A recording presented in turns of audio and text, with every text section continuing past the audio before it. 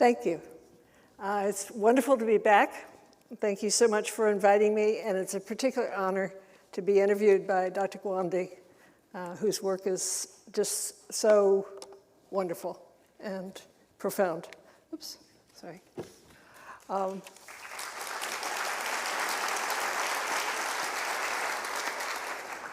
going to start with 3 brief passages from my book, and then go over and join Dr. Gawande. The first one is a very brief overview of the book. From earliest times to our own, in cave, village, or consulting room, certain individuals, healers, have stood out for being able to ease the suffering of the mourning, melancholic, or mad. Long before we could treat diseases of the brain and afflictions of the mind, priests and doctors laid on hands, listened, consoled, dispensed potions, and engaged the gods through ritual and magic. Science has progressed. Medications and psychotherapy extend hope that did not exist in earlier times, and for many, modern medicine offers cure. But to treat, even to cure, is not always to heal. My book is about the healing of psychological pain through medicine and psychotherapy, what makes a great healer, and the role of imagination and memory in the regeneration of the mind. It is about how extraordinary psychotherapy is when done well, and how dispiriting it is when done badly. It is about the human and clinical reality that healing the mind is, at its heart, a journey into memory and into imagination. It is a quest. It is a journey of accompaniment and hard work. Fires in the Dark is, more than anything, a reflection on healing the mind. It is an archipelago of thoughts, experience, and images. It is a book that looks back on the ancient, learns from the modern, and tries to discern the common threads and practices of extraordinary healing. It seeks for what First World War poet Siegfried Sassoon wrote about his doctor, W.H.R. Rivers, the great psychiatrist who saw him through the trauma of war. Rivers came in and closed the door behind him. Quiet and alert, purposeful and unhesitating, he seemed to empty the room of everything that it needed exorcising. The second passage is a little bit about the use of imagination in treatment. When I was at UCLA, I ran a very large clinic, mood disorders clinic, and we tried different things in psychotherapy. This was kind of my basic understanding of part of what psychotherapy involved. I have often told patients recovering from mania, psychosis, or severe depression, there are many ways to heal your mind, many types of medication and psychotherapy. These will help, time will help, but the yield is less than the hope. There are things that you have to do on your own. Come to terms with your illness, engage the future, take meaning from what you have been through. Imagine an island of your own making and bring to it what you need to live long and well. Bring love, passion, and friends. Bring books, music, and work to sustain you. Look at Maui. Everything was brought to the island, whether by man, insect, bird, fire, or wind. Seeds came in the mud that caked the feet of birds. Seeds were born on the wind and ocean currents. The sea brought life to that island. Tides shaped the sands and bays. And we, too, have complicated beginnings. Design your island. Populate it with beauty and things that matter to you, that intrigue you. It is your life. It is short. Treat your island with regard. Tides have power. Harvest them. Storms have power. Take from them. Lava kills, but it brings new land. Do not let your island go to weed. Do not give it over to anyone else. No one can cultivate this world but you. Understand the possibilities of your island. Know its dangers. Keep away the ungenerous and the unkind. Keep away the duplicitous.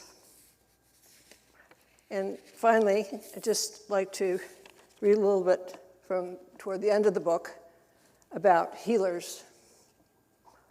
I set out to write a book about healing, and instead I have written more about healers. This was perhaps inevitable. Healers leave their mark. When I was young, mania and depression forced me to seek a doctor's help. I was lucky. He was a consummate healer. What matters to you, he asked. How do I understand you? How can I make a difference? Part of getting well was learning about healing from someone who was so good at it. He knew clinical medicine and psychopathology well, and he understood, respected, and took delight in the magnificent oddities of human nature. He took life with the gravity it warrants. He was intelligent in his use of medicine and judicious in his use of expectation. He probed my fears with subtlety, kindness, and persistence. He taught me to expect that getting well would be hard, and that there was no way to face madness and despair except with courage that I was not sure I had. He was clear he would be there for a harsh but interesting journey. Along the way, I was to rely upon myself and my better instincts, yet be open to possibility and other ways of seeing life. It would require that I take real, not token risks. In a hard time, I had to do things I doubted I could do. Drawing upon things I had loved in the past allowed me to reach out to the future. I had been advised by my doctor, my healer, that the work of life and of contending with psychosis and the aftermaths of psychosis and depression would be within my reach. I was told, and it was true, that healing would be hard. I was told as well that the journey would bear benefit of a sort I could not imagine. This too was true. Knowledge accrues, not always without pain, not always without grace. We have a covenant with life to make of it something serious and meaningful and wonderful.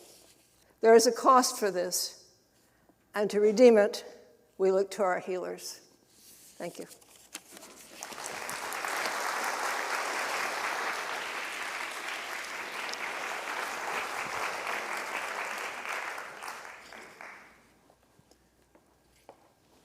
Thank you so much for this book. It opened up so many questions I want to ask you about. I don't know if we'll get through all of them, but it also resonated in significant ways. I was reading this book and finished it just before I had to go. In my current job, I'm leading global health for the U.S. Agency of International Development, which means places that need help. And I was in Addis Ababa shortly after reading this, so 2 weeks ago, and for an international conference on primary health care. And I got to sneak out of the conference and went to the St. Peter's Tuberculosis and Leprosy Hospital for a visit, and I got to spend some time with the patients with tuberculosis. And the first person I met was a 31-year-old man who was from Tigray, which had been at war for 2 years. So a civil war in Ethiopia, in a place the size of combined Vermont and New Hampshire. And 600,000 people died in the last 2 years in that war. In a place that small, only 7 million people. It's the deadliest war that's happening around the world right now. And he, for whatever reasons, whether it was not wanting to fight or needing to escape harm, fled across the ocean like thousands to Saudi Arabia, where then he was imprisoned for 6 months or more. got tuberculosis in the prison camp, malnourished, failing, and once he was diagnosed with TB, they then deported him back to Ethiopia. And in the airport, they have screenings because there's so many of these folks, and was brought to this hospital. And he'd been there 8 months. And he regained his weight, was treated with antibiotics. The tuberculosis was cured. 8 months he was there, at death's door. But there was no light in his eyes when he spoke. And to talk about, what do you have hopes for? Where do you want to go? He has no idea if his family is alive. He has no idea of what his life could be like. And what struck me reading the book was he was not healed. And you spend so much of the book, or at least I became very absorbed by the parts in World War I, and at the Craig Lockhart Hospital where thousands of World War I soldiers were treated for shell shock. And several poets emerged there, and that's how you could glimpse what healers were like. You talked about Sassoon and his relationship with Rivers, his doctor, Wilfred Owen, his relationship with Arthur Brock. You tell about others, and their memoirs and poems give light to healing. And so what do you think healing is as opposed to curing and treating? I think healing is restoring, it's regenerating, it's bringing back into life. You can get cured, as you say, but not come back into the fray of life, not come back into believing in yourself, believing in the future, caring in that kind of passionate way that you would hope that you would. But it's a lot restoration, and healing, the definitions of healing are not only medical, of course, but they are also religious and spiritual, of kind of revamping and getting back in touch with those things that are meaningful to the soul as well. It's really interesting to me that at finishing your book, I realized I had never had a single discussion, let alone training, in healing people. Yeah. The entirety of medical school. Best medical school. Entirety of medical school, we never had any reflection on what actual healing meant. And so I want to dive more into the book, but I'd love to, as someone who ran centers for mood disorders and other things, in psychiatry and in psychotherapy, is there more discussion and training? Did you have discussions about, how do you become a great healer? No, not really. There's some discussion of it, sometimes in the discussion of trauma in this day and age, which is a very wide term. Yeah. There's a discussion of healing and coming back, but it's not something that we really talk about a lot. Psychotherapy is assumed to treat and hopefully to cure and hopefully to heal, but it's not much discussed. And I think it's unfortunate because a lot of people who go into psychiatry obviously are very interested in that kind of thing. Yeah. And perhaps people read and come to it with their own ideas or from literature. But where you find healing, I think, really is in the literature of the church and we're here at the high holidays, the Jewish tradition of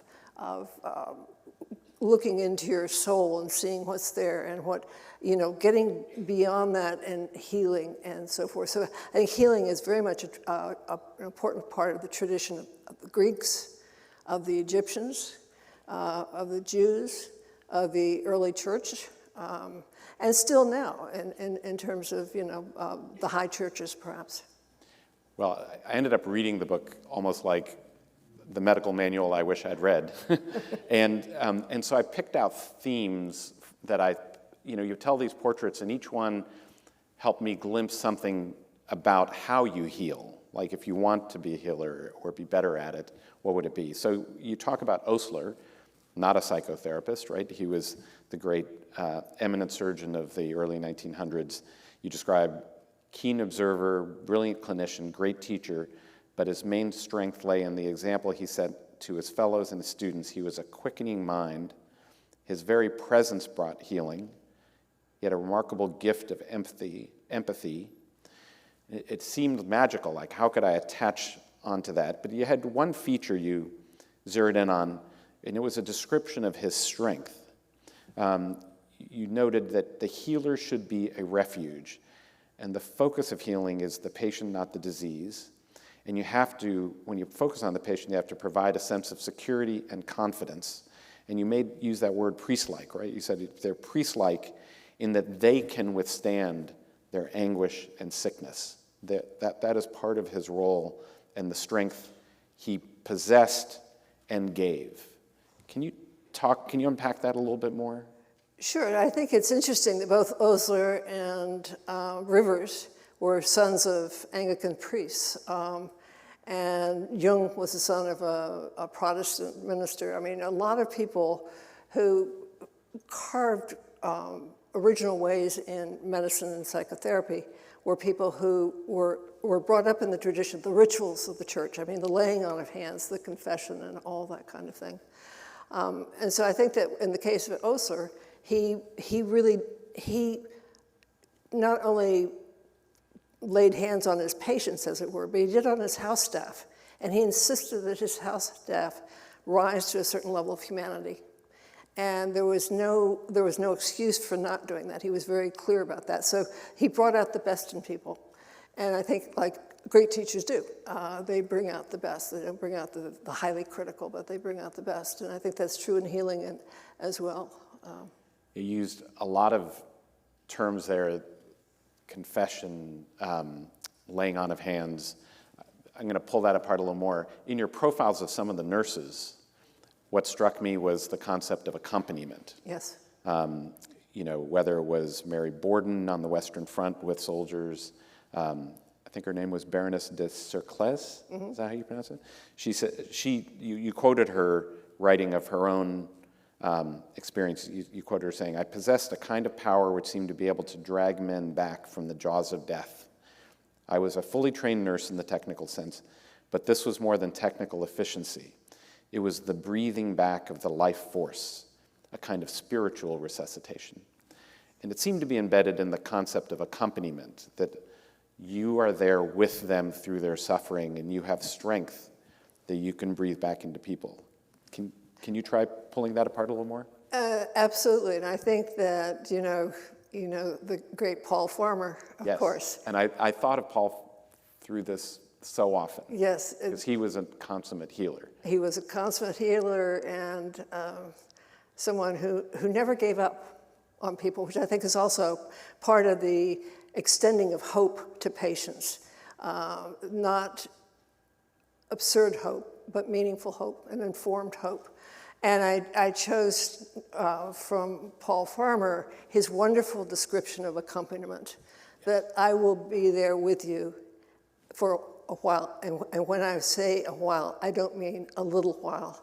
And I think that that's the whole notion of psychotherapy in the best of all possible worlds. It's not true for a lot of psychotherapy, but in the exemplary sense, it is an accompaniment. It is being there with somebody through devastating times, through wonderful times, but being there and knowing that you're there for the person. And I think that's one of the most important things, and in medicine as well. I mean, one of the examples I give is that my husband is a cardiologist at Johns Hopkins, and I asked him not long after I met him, what do you do when you know that one of your patients is going to die? And he said, I tell them that I'll be seeing you more often, and I will be changing your medications a bit. And the overwhelming message is, I'm not going anywhere. I am here. I am not leaving you. I will be with you. And I think that is an incredibly important part of allowing people to heal, that kind of trust. Part of that is, and Rivers, you went into some length of how as a psychotherapist, a war psychotherapist who treated hundreds of shell-shock patients, he offered that accompaniment, and he also offered this art of making reality more bearable. And he had a kind of science of it. He really rejected the strong British ethos of, stiff upper lip, always project strength, keep calm and carry on.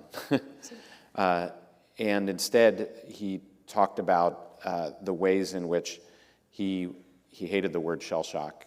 He saw that what people had were mental wounds, and you talked about, you had this phrase that to be a healer was to make intolerable, or he had this phrase, to be a healer was to make intolerable memories tolerable. And he had a very specific set of things that he did to take people through that process, which are the roots of psychotherapy, right? Right. Can you talk a little bit about that? Because you're accompanying people, you're with them through their suffering, and you're helping them make reality more bearable. Right, and I think that you're believing that they can do it, and that in the case of Rivers, he had to make determinations of whether people went back to the front or not, or went back to England. And there's often a terrible decision to have to make.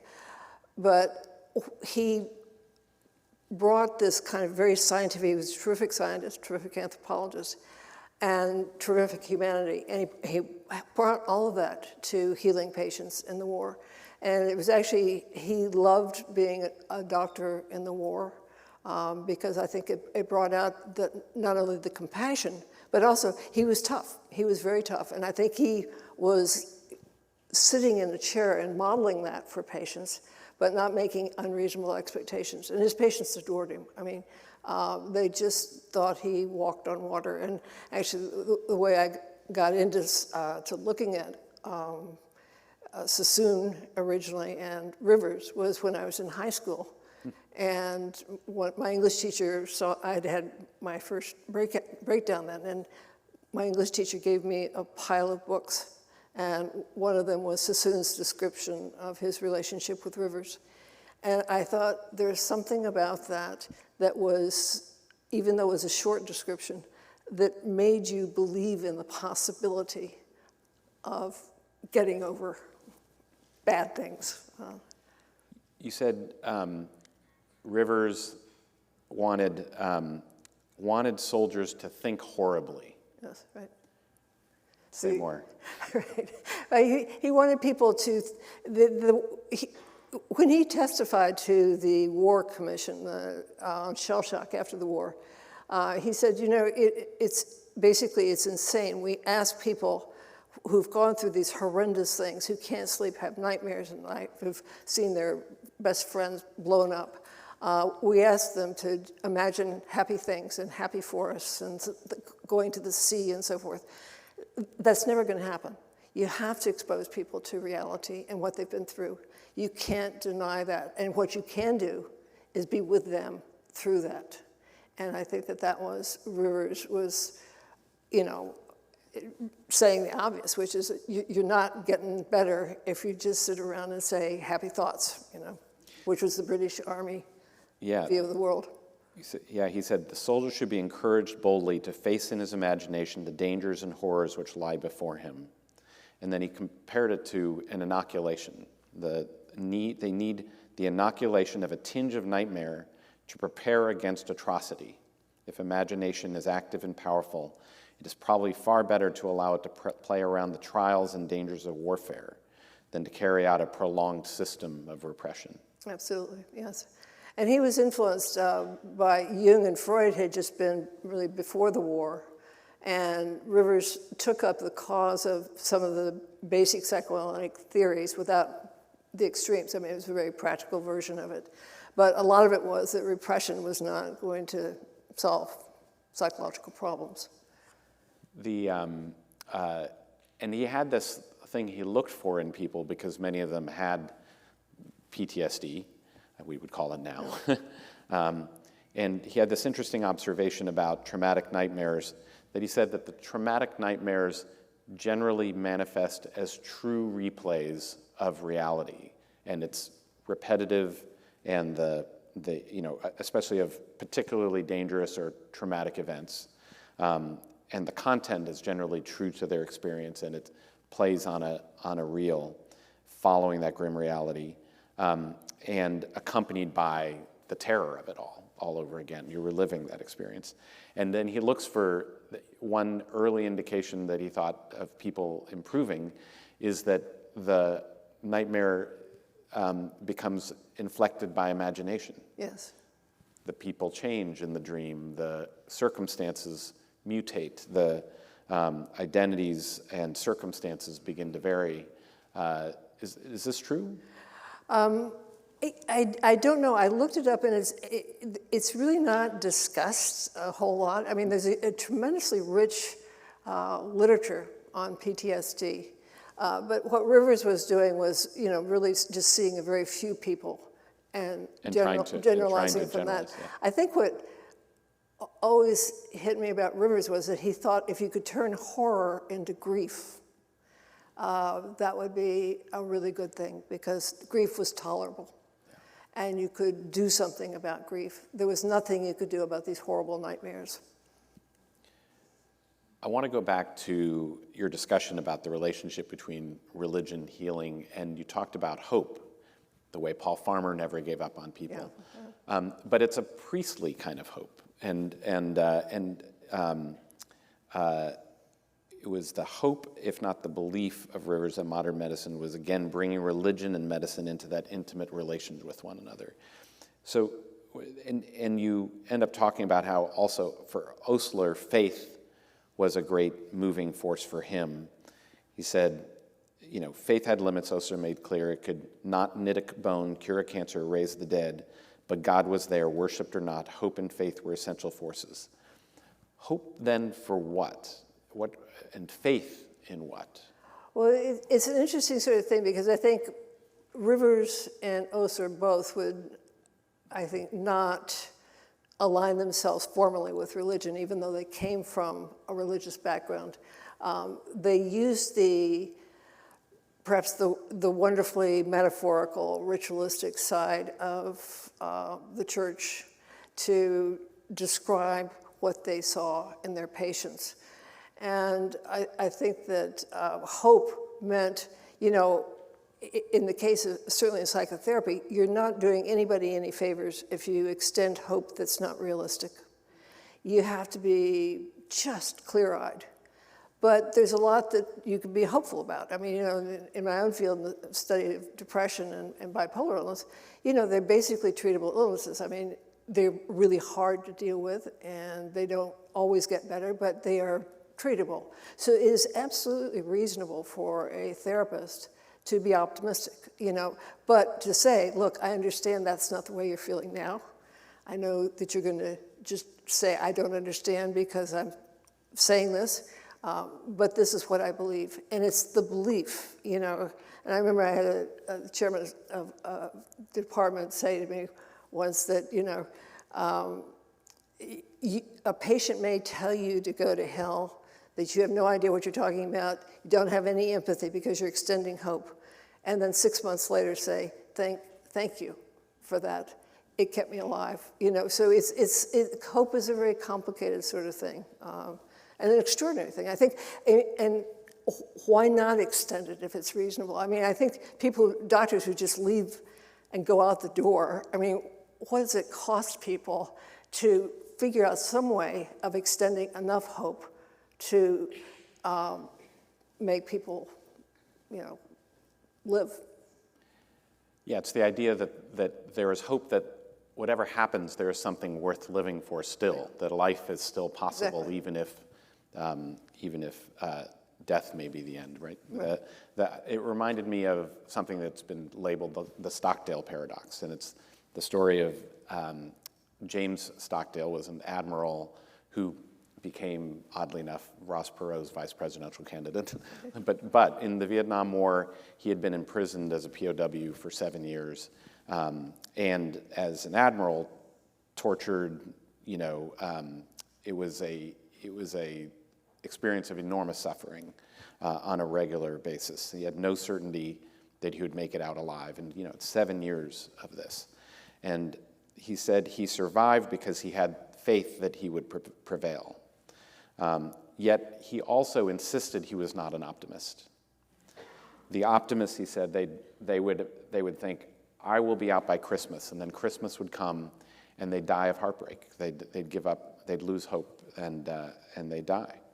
And he had this great quote, "You must never confuse faith that you will prevail in the end, which you can never afford to lose, with the discipline to confront the most brutal facts of your current reality, whatever they might be." And that seemed to be the spirit of faith and hope that... Yeah, and I think that, if you look at what a great healer does, is to have a clear-eyed view of who's in front of them, not to have some sort of woolly expectations that don't make sense. You used another term that comes from, a priest-like role more than we think of the physician role, and that is the role of the confessor. Mm-hmm. That you are there to not just listen, but to be the receiver of someone's darkest thoughts, their shames, their feelings of failure, and it's not just a role of confessor. You're catalyzing a reckoning with your fears and your shames. Right. Can you say a little more about that? Because it needs a form of repentance or something else that goes along with it, right? And it means putting thoughts and shame into words. And that moves the discussion along a little bit. And to have a therapist or priest or rabbi understand and not pass judgment on the confessing is terribly important. Both Freud and Jung believe that confession was the basis of psychoanalysis. I mean, it's an interesting sort of thing. Confession is a very complex, it has its origins, of course, in the church and religions, but it is a very, very complicated sort of thing. And if you look at AA, models of AA, one of the things is confession, right? You say what you have done. You make repentance to the extent that you can. You say, go to people and say, I did this, I'm sorry, and so forth. And that's a way of getting better. And, it's a part of man. Part of the history of us as a species. When I wrote my last book, Being Mortal, it was while trying to understand how I dealt with people who I wasn't going to be able to help. It didn't feel like I could help. And seeing I learned a lot from palliative care physicians and geriatricians. And there was a kind of a variant on that confession, which was simply asking people, what are your fears? And allowing them to name their fears. And what are their hopes, even if their health worsens? And what's the minimum quality of life you'd find acceptable? And by naming those fears and hopes, you also understood implicitly their goals, what they found made life worth living for, so that you understood that's my job. I want to preserve that. I want to give them some, not just a treatment plan, but the strength to hope for that, to recognize there still could be things that you were searching for. And so, though not quite in the psychotherapy role, it felt like that was an important form of listening and confessing. So, when you talked about what healers did, we talked about the idea that they accompanied, they brought strength to bear the unbearable, and be with them, that they would be able to offer the sense of faith in being able to prevail in some dimension, and then this notion of confession or speaking, and then and that you're not flinching, that the person who's hearing it doesn't flinch. accepts, doesn't flinch, Doesn't is, judge. is there, yeah. And, Doesn't flinch and doesn't judge, or no? yeah. Doesn't judge. I think there would be exceptions, I think when, but for the most part, yeah. And then you came to this one more part, which I found really interesting, that therapy or healing requires more than empathy. And you had two quotes in there about that. One was a story, I guess, told by another psychotherapist from the 1960s, Anthony Storr, who described two British prime ministers. One possessed no antenna, while the other possessed nothing else. And your point was that the lack of antenna would be disqualifying for anyone who wanted to be a psychotherapist or a healer, but so too was having an excess. There's a distance you talked about requiring, and I love this quote you have in the book.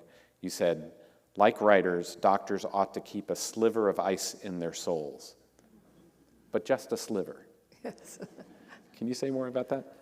Well, I think that, there's an assumption. I get asked a fair amount, what would you say you want in a doctor and a psychiatrist or a psychologist? And I always say, first and foremost, competence. In the ideal world, you shouldn't have to make a distinction between competence and empathy, but occasionally you do have to. And given how complicated the brain is and the damage that you can do to the brain by prescribing badly or whatever, I think you want somebody who really knows what he or she is doing. But I think you want somebody who has a distance and can observe you at a distance. Just empathizing is not enough. I mean, it's relatively easy to empathize in a way, and it doesn't get you very far. It doesn't mean you really understand somebody. It just means that you kind of have an emotive path going. And I think you want somebody who can say, no, I don't think that's what's going on. I mean, can stand up to you. And Anthony Storr, who was a great psychiatrist, used to say that all the time. And he was the world's most empathetic man. I mean, actually, funnily enough. And he would say, spare me, empathetic psychiatrist. Just, get me somebody who knows what he's doing and the right amount of caring and humanity, Yeah, you talk about this idea that being an effective healer demanded that you have to learn from patients who they are, how they came to be that way, what they can and cannot tolerate, that distance to stand back and make perceptual judgments. Is that right? Yeah, for sure. I mean, you're not doing anybody any good if you get so caught up in their depression that you can't observe what's going on in the family, observe what's going on clinically. That doesn't help anybody at the end of the day. Yeah. I'm not really coming out against empathy. Yes, as you say, just a sliver of ice. Just a sliver. A surgeon might want a little, wants a whole ice cube, but but still you need the whole glass. And then you take this turn and you talk about Paul Robeson. And there's so many dimensions of Paul Robeson. I wonder if you could talk about it a little bit, about what made you think of him as a healer. But part of what you describe is the healing and the experience people had of just hearing his voice as a singer. Yeah. And there's an ineffable quality to that chapter that I wanted to understand, I can't reach for that Paul Robeson, what he does to heal. But can you say a little more about what attracted you to talking about Paul Robeson, what you saw in him, and what you thought we could take away, for those who want to heal? Sure. Some of the book was around things that had been very healing to me in my own life, in my own struggles. And I had known Paul Robeson's voice since I was 4 or 5. My father loved Robeson, and so I was brought up on his music. And my father, who was an Air Force pilot, used to say that Paul Robeson was the most courageous man in the United States. And I had some vague notion of what he meant, but I didn't really until I was older and realized all the things he'd been through. And still in all he had, this is in a discussion of purpose and healing, and that Robeson had this enormous sense of purpose in, he'd been his father was a slave, and Robeson had been brought up with a lot of discrimination and then persecuted by the government for all sorts of things, and then he also had mania and depression, and so he had a lot of things to struggle with. But he's just enormously man of deep integrity and true north. And I think that one of the things in healing is we don't turn to exemplars often enough. We don't turn to those people who have gotten through or have shown the way. And Paul Robeson he was a very strong activist and worked not just for African Americans, but all sorts of people who were down and being discriminated against.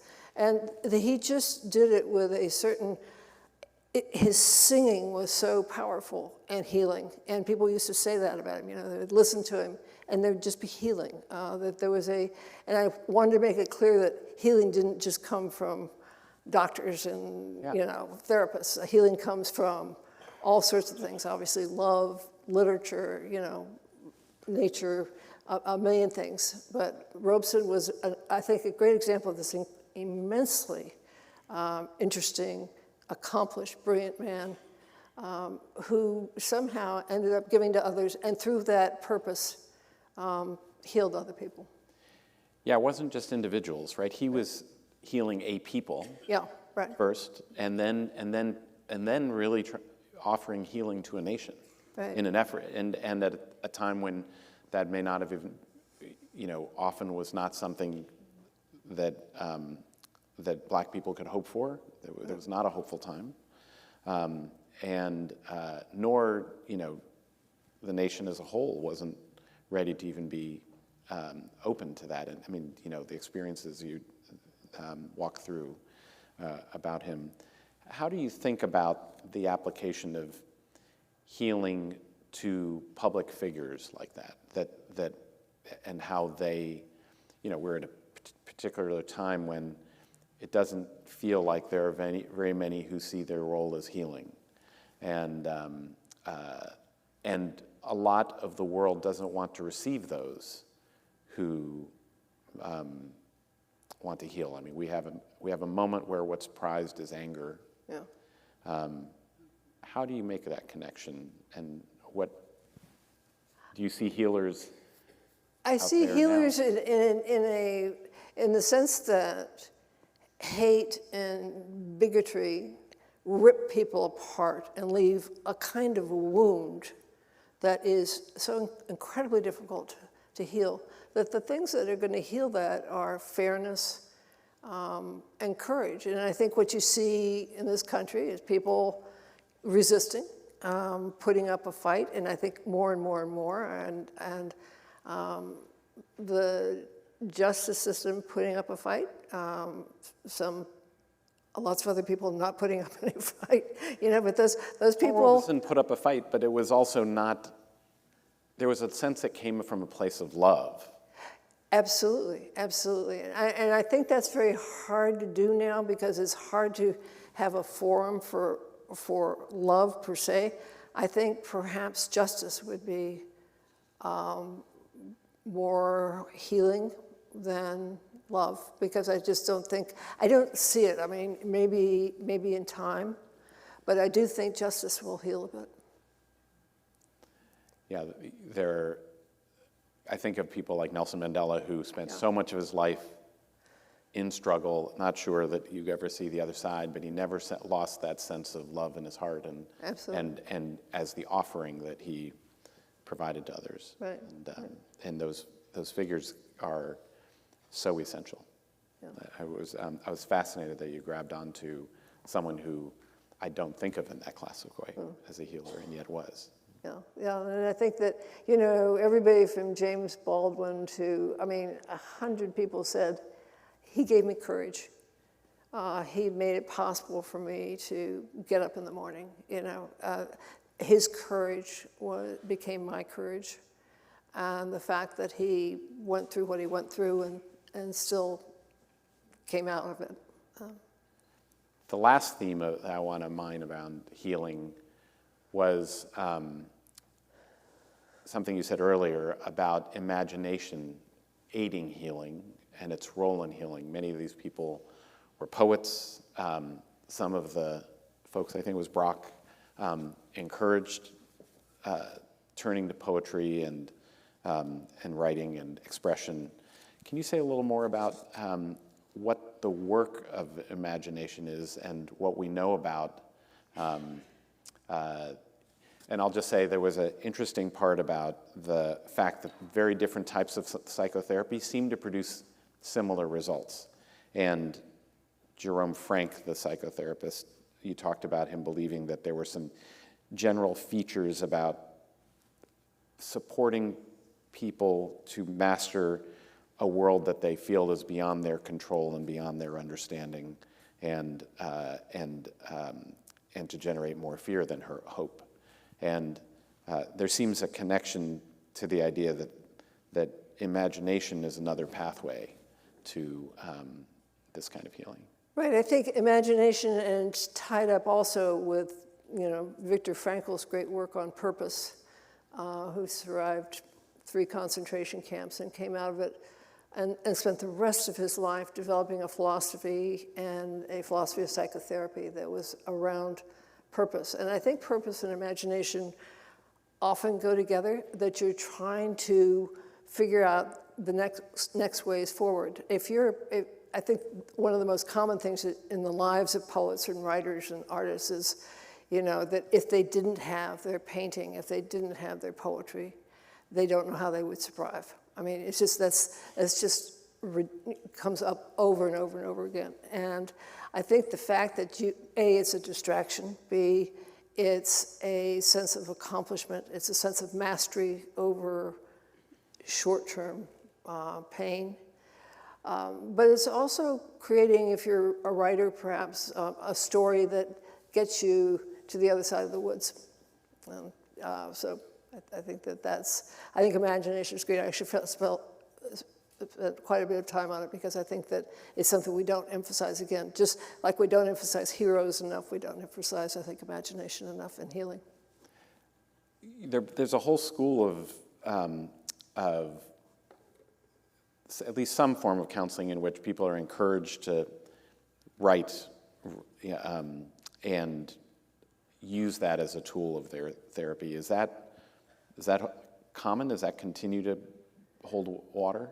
I would say it comes and goes. Occupational therapy, that used to be a common sort of thing. I mean, I think a lot of us, certainly when I was doing psychotherapy, I had asked people to keep journals or write and so forth. And some people want to do that and some people do not want to do that. So, people are tremendously different. Yeah. So then, having written this book on healing, you're also still, a co-director of a treatment center for mood disorders. Is that right? Mm-hmm. How does this change or affect your thoughts about what your clinicians do and how healing can be more a part of what we do and we cultivate the Oslers around us?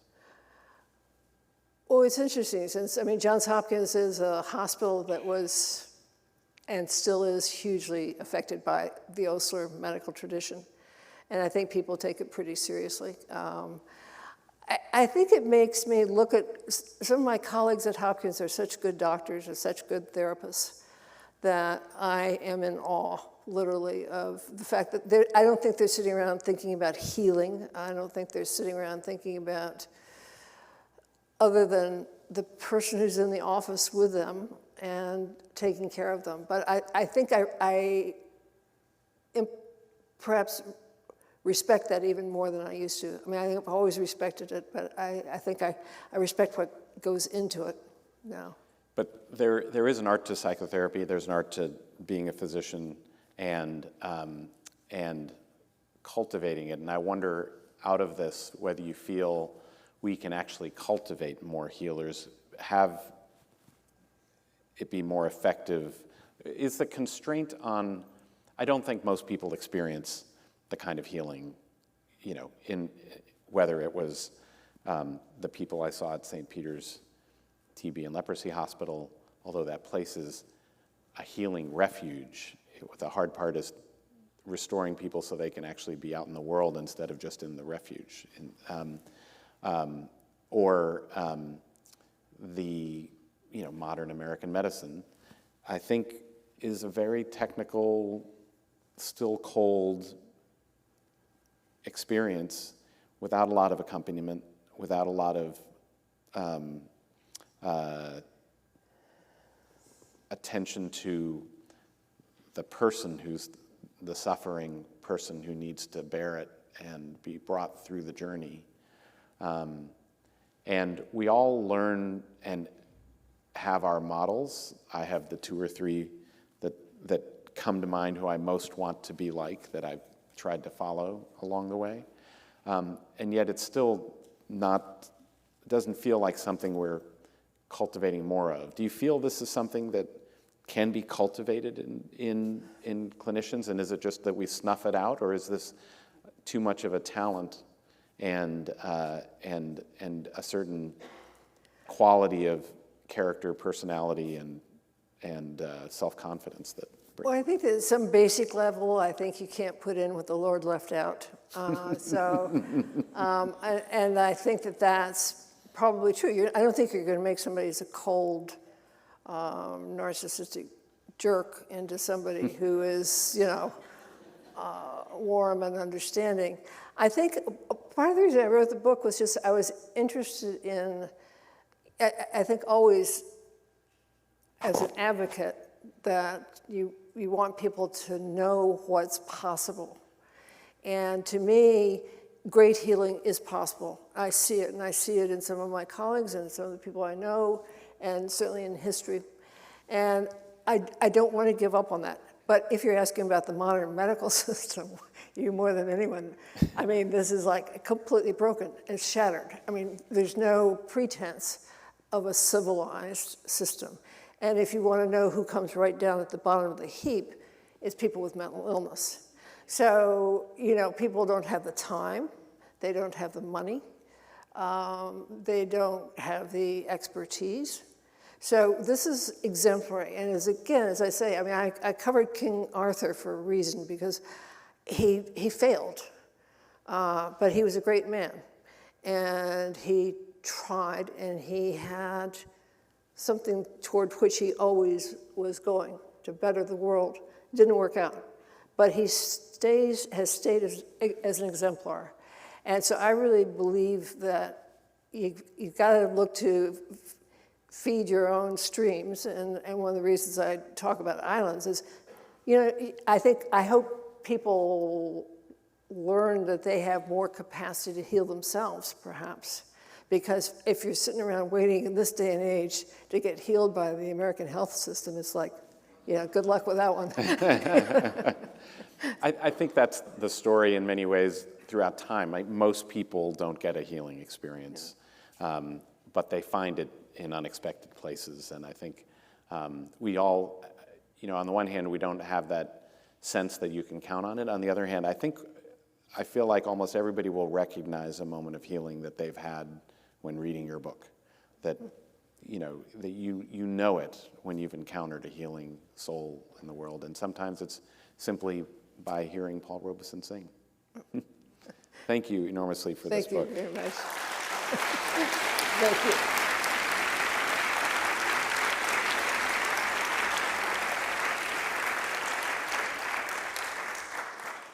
Now comes the question part, which I haven't had to sit in this role at the 92nd Street Y, so I don't know how to work my way through these. I guess I'll just start at the top. Okay. In your book, you say, recovering lost dreams by work helps us heal.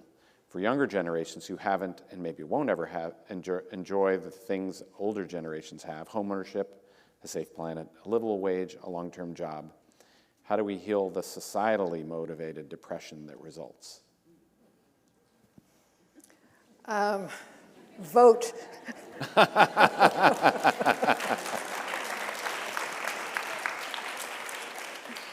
Next question.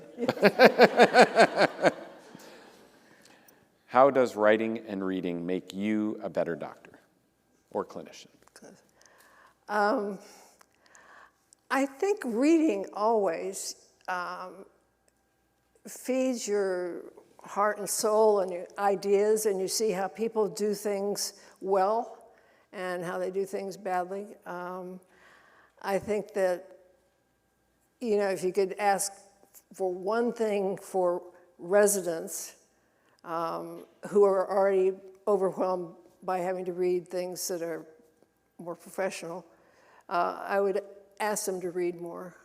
You know, I just think that particularly in psychiatry and psychology, is important.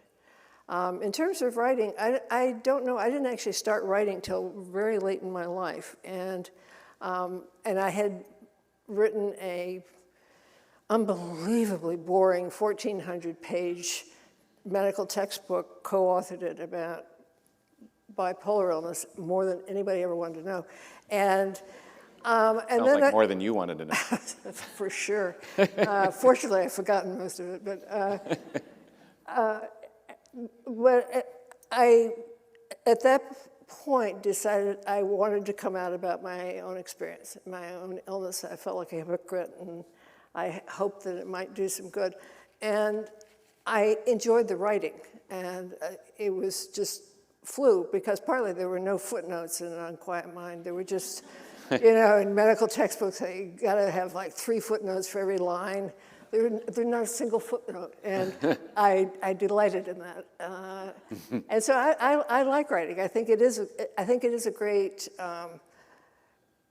Robert Lowell, a great American poet, said, "Writing takes the ache away," and I think there's a lot of truth in that. Writing takes the ache away. So I have my own opinions on this.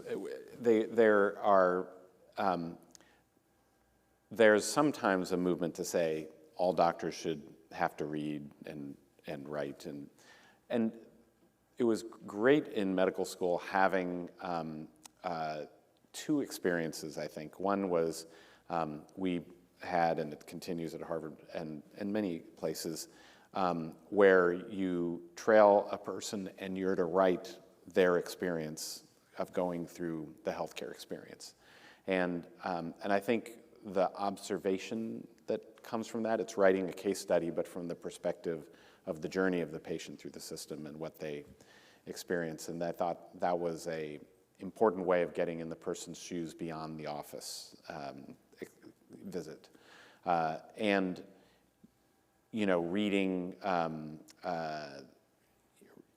reading the death of Ivan Illich or other experiences and having an opportunity to discuss them is also a way of getting outside of the experience and trying to have it. But just like you said, for some patients, writing is not healing.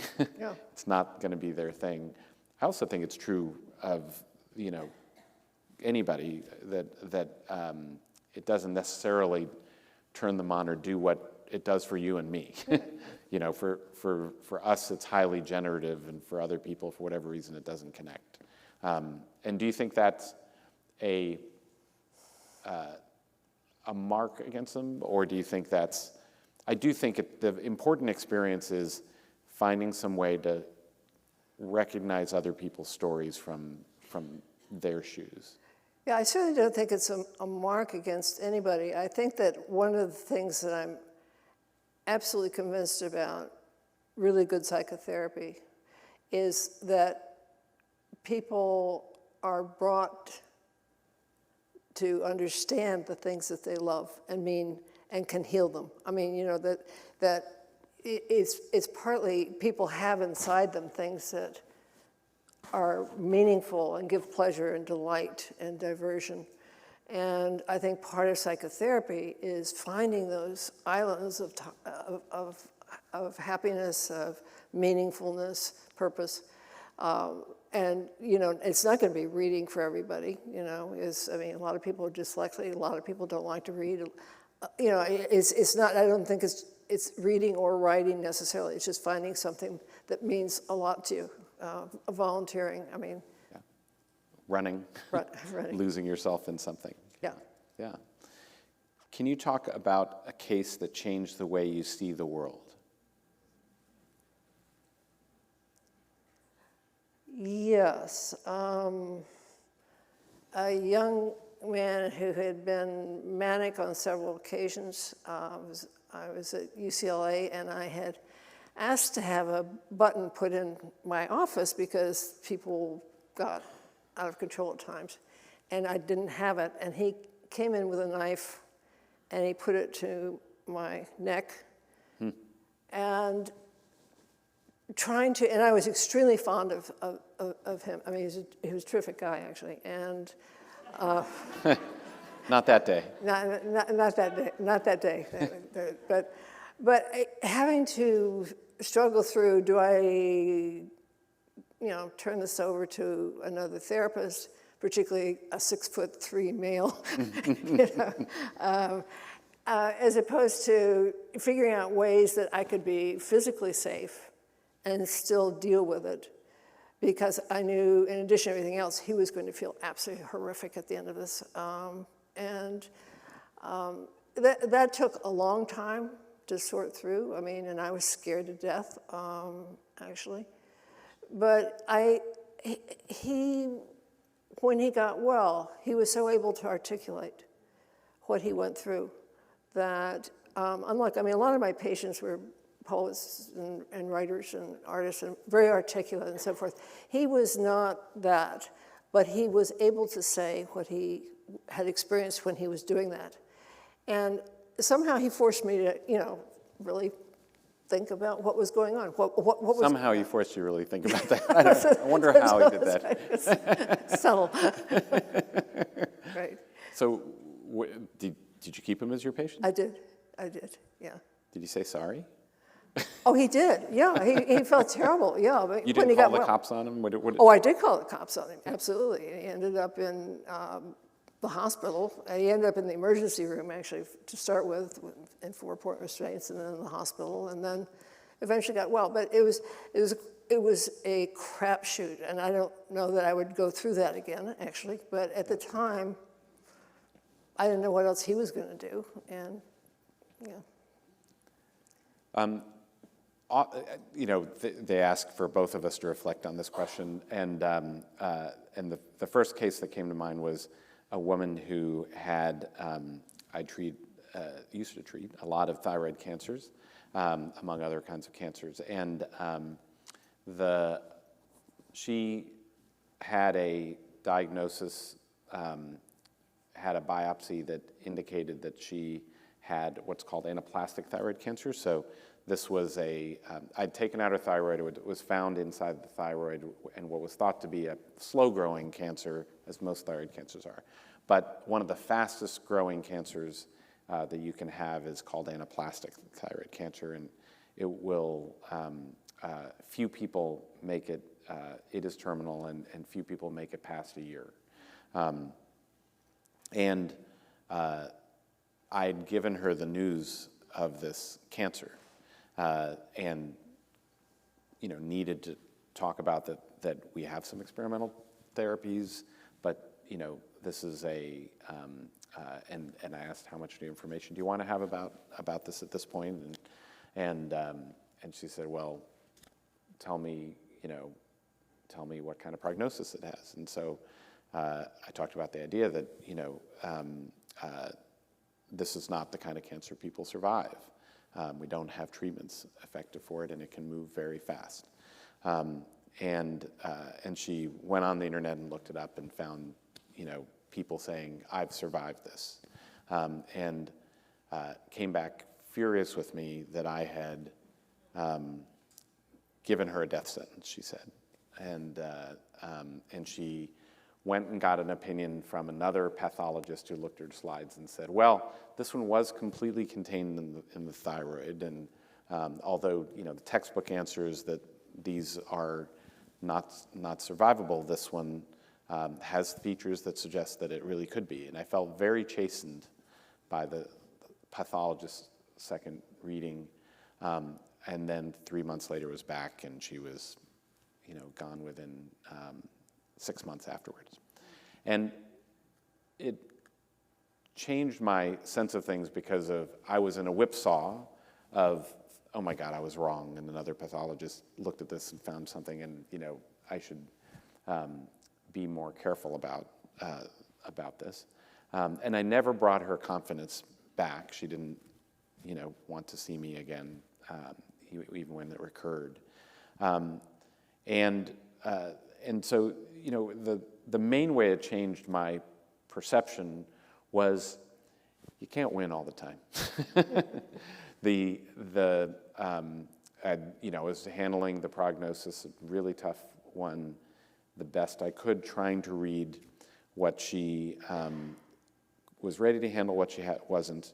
There are some things I might have done differently, but not when she directly wanted, we had the discussion, how much do you want to know about this? And this is my impression of it, and I wasn't hedging.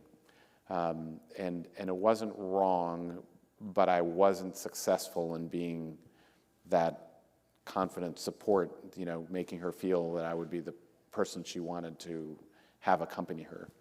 And so in some ways, reading your book, I wasn't thinking of this particular case, but I've definitely had moments when I did not feel like I was the healer for people, where they felt secure and in capable hands to make it through whatever they may be dealing with along the way. And I think that brought home that it's just a constant effort at getting better and better at that. There wasn't a clear right answer, but I knew I had not given her that confidence. What is the current status of the genetics of bipolar disorder? Having written 1,400 pages, what do you think? Wow, I would say I should leave this to my colleagues who study this in depth, but it's chirping along. I think it's going better than people would have imagined. The genetics of bipolar illness started off on a kind of a rocky road and definitely a rocky road. And it's been kind of steady progress since. I mean, there are hundreds of labs across the world looking at it, and I think there's no question that, it's obviously a lot of genes, but I think there's no question that that's coming along. Is it heritable? Oh, very, very, yeah. So, I mean, 80, 90%, yeah. It's So if you have it's as strong as, height is 90% heritable, right? Yeah, so it's almost that. And so if you have an identical twin that's raised in Copenhagen, not with his biological parents. That whole separation study. Right. So you get like an overwhelming concordance, and likewise for suicide in bipolar illness. So it's very heritable. Yeah. And so that's the sense in which tracing now the genetics of that inheritance, what the drivers are. Fascinating. Also a bipolar question here. Cognition is a struggle for many with bipolar. Is there is a growing basic understanding that mania and depression cause mounting issues with memory, thought, etc. What are your thoughts on this, and what, if anything, to do about it? Is there hope?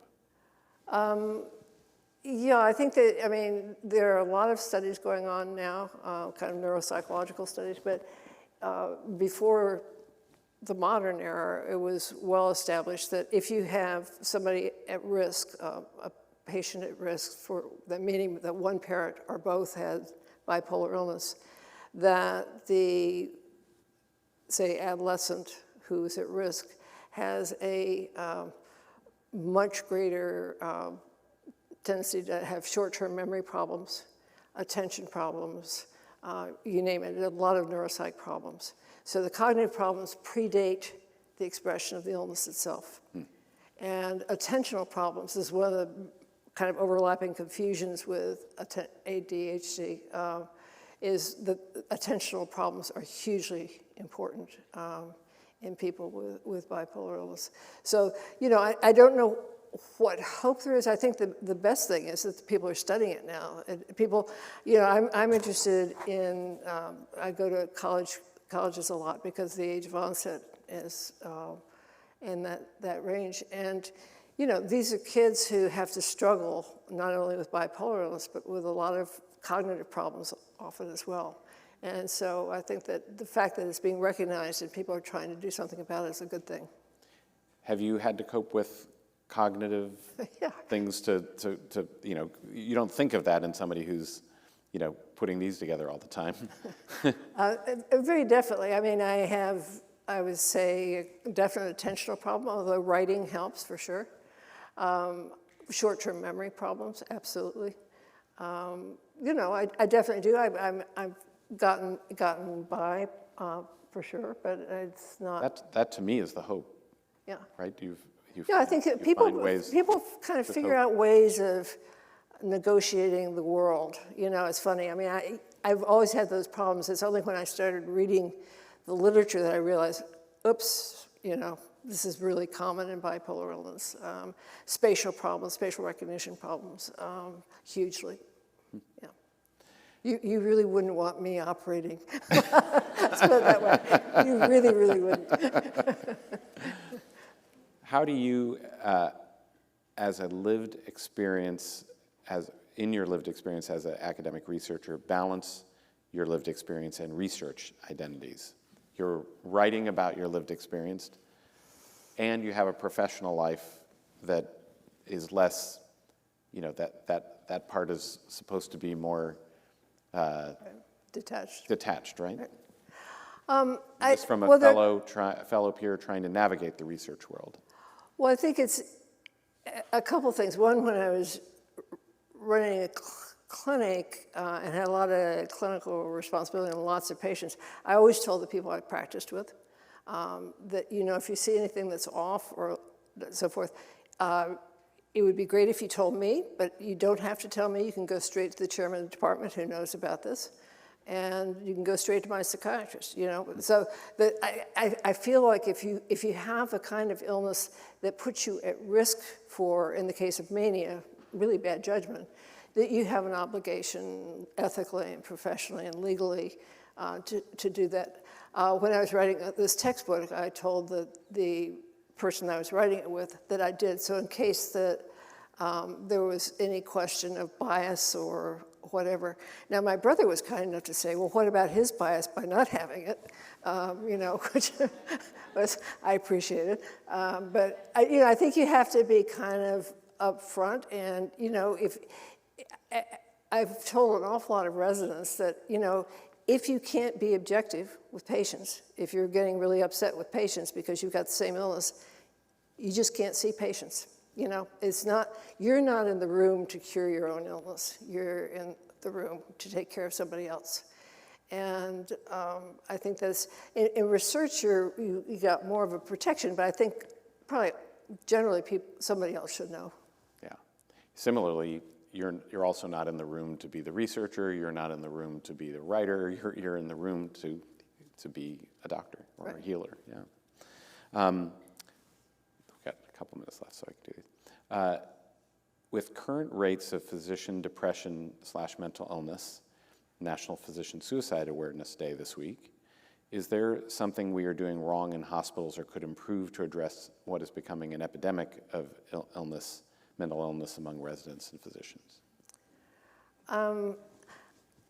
I'm not sure it's an epidemic. I think there's no question that mood disorders are more often in doctors, and certainly suicide rates, particularly in women doctors, very much elevated over the general population rate.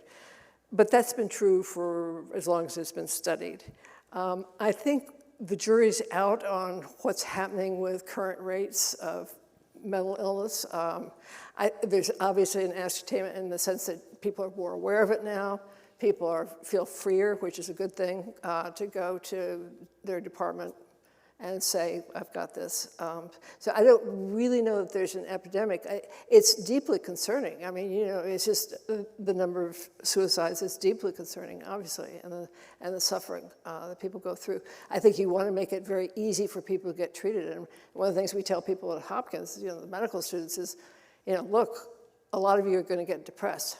That's life in the fast lane. That's just true. It's a common illness, and doctors are more likely to get depressed than other people. What we will do is do everything possible to get you well. There's every reason to expect that you will get well. Depression is very treatable. But what we can't tolerate is impaired doctors.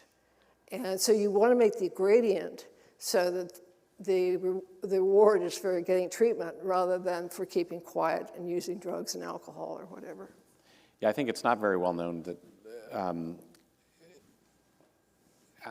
first of all, what the number that sticks in my mind is that 28%, I might be off by some percentage, but 28% of human beings in the United States will have an Axis I disorder in their lifetime, depression, manic depression, other related illnesses, and it is slightly more, but not massively more, but it's just common, right? You add in alcohol addiction issues as well in that category, and so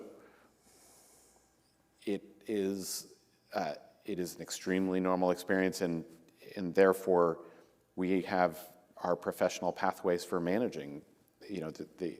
There's great fear in the profession, whether it's nursing or being a physician or any of the other kinds of clinicians that we have. But the professional societies have pathways, the licensing boards have pathways for safely managing your mental illness, but the critical part is coming forward and entering in the pathway. And yes, it can mean stepping back from practice.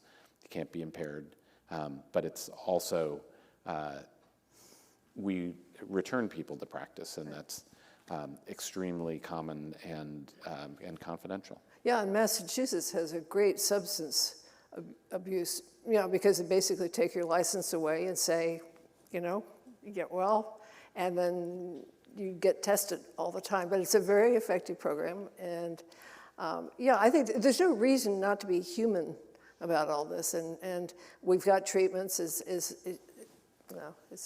should be a little bit more straightforward. We only have 2 minutes left, and so I'm going to skip the last couple here and ask my preferred last question for you. What are you reading? I'm reading a biography of Charles Lindbergh, trying to figure out what happened along the way to him. Psychologically. What happened to him in the Second World War? He started off in so many amazing ways. I'm reading a book about the coasts of California, the many coasts of California, which is a wonderful book. I hip hop all over the place. I recently finished the Oppenheimer biography, which was terrific. For someone who writes as much about poetry, I would have thought the list would have been less biography and history and more fiction or poetry, but it's not. You. No, I go to some poets. I return to a lot, but no, it's mainly, I would say, biography, some fiction. I like Michael Crichton. This is sort of like, this is not perhaps literary great, but I when I want to. I have a weakness for spy thrillers. Yeah, same thing. Yeah. Well, thank you enormously for your mind, your writing, and your obsessions. They are endlessly fertile for all of us. Well, thank you. Thank you so much. Thank you.